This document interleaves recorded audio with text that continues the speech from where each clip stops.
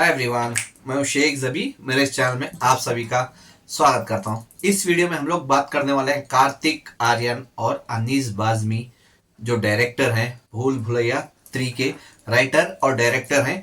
क्योंकि इसलिए ये मैं बोल रहा हूँ कि लोग समझ रहे होंगे कि कार्तिक आर्यन की वजह से मूवी चल रही है, क्योंकि कार्तिक आर्यन की मूवी अगर भूल भुलैया 2 छोड़ दूं ना, तो उसके बाद उनकी मूवी आई थी शहजादे, जो रीमेक था अल्लू अर्जुन की मूवी का, तो वो डेफिनेटली फ्लॉप होके गई। चंदू चैंपियन आई तो वो भी उतना अच्छा कलेक्शन नहीं कर पाई, लेकिन भूल भुलैया 3 इस वजह से कलेक्शन करी है, क्योंकि मैं पूरा क्रेडिट चाहे कोई भी हो सिर्फ कार्तिक आर्यन को नहीं दूंगा, क्योंकि उसके पीछे हाथ है जो बोलते कैप्टन, जिसको डायरेक्टर को बोलते हैं कैप्टन, तो कैप्टन है अनीस बाज़मी जी, जो राइटर और इस मूवी के डायरेक्टर हैं। तो उनकी वजह से, उनकी बदौलत ही है कि ये मूवी नॉट आउट होके प्रोड्यूसर के हिसाब से 200 करोड़ क्रॉस कर चुकी है। चलिए अभी मैं जान लेते हैं पहले, क्योंकि ये मैं बोल रहा हूँ क्योंकि इतने स्टार्स हैं जो ऑपोजिट सिंघम अगेन में अगर कंपैरिजन करो, देखो सलमान खान है करके, कैमियो है करके बहुत हाइप बढ़ा दिया था। वो तो चलो सिंघम अगेन का हर दिन ड्रॉप हुआ है।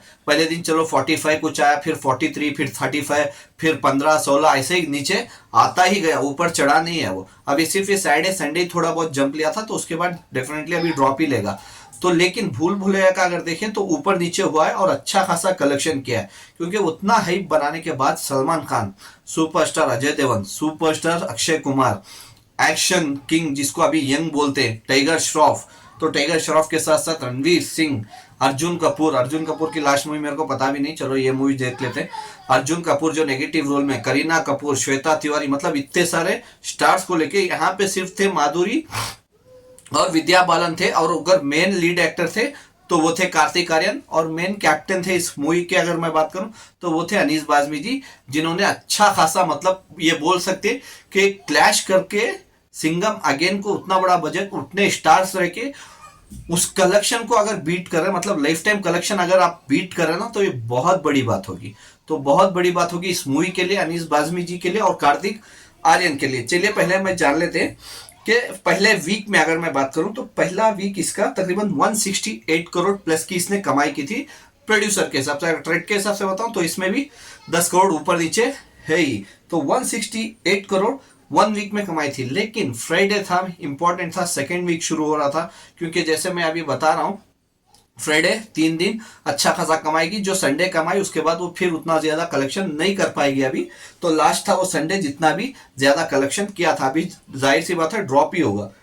फ्राइडे बात कर लूं जो 8th डे था इसका, तो 8th डे सिंघम अगेन ने 10 करोड़ के ऊपर की कमाई की, तो ये मूवी 12 करोड़ के ऊपर की कमाई की है। तो सोच लो, जो मूवी को शोज कम मिले थे मूवी रिलीज होने से पहले, शोज कम मिले थे, कलेक्शन कम आ रहा था, वो मूवी सेकेंड वीक में बीट करी है सिंघम अगेन को। फ्राइडे वो 10 करोड़ प्लस, तो ये 12 करोड़ प्लस की कमाई की है। और सैटरडे की बात करें जो 9th डे था, सिंघम अगेन ने 13 करोड़ प्लस की कमाई की थी, लेकिन भूल भुलैया ने यहाँ पे 17 करोड़ प्लस की कमाई की है। तो यहाँ पे भी बीट किया भूल भुलैया ने, जो बहुत बड़ी बात है।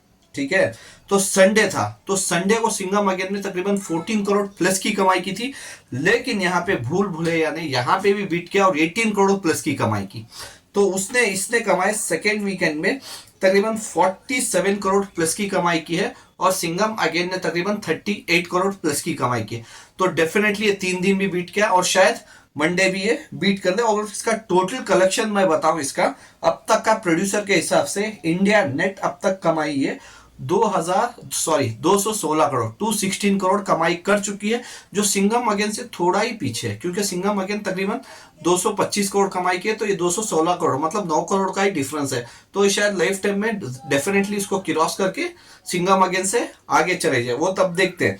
लेकिन अभी इंपॉर्टेंट ये है, क्या आज जो इसका 11th डे है, जो मंडे है, वर्किंग डे है, जाहिर सी बात है सिंघम अगेन तो ड्रॉप ले रही है, क्या ये भी ड्रॉप ले रही है? तो अभी ये जान लेते हैं, पहले सिटी वाइज बात कर लेते हैं। अगर सिटी की मैं बात करूं, Mumbai occupancy morning 12, afternoon 24, evening 22, 764 shows हैं। Delhi morning 10, afternoon 14, evening 15, 1042 shows हैं।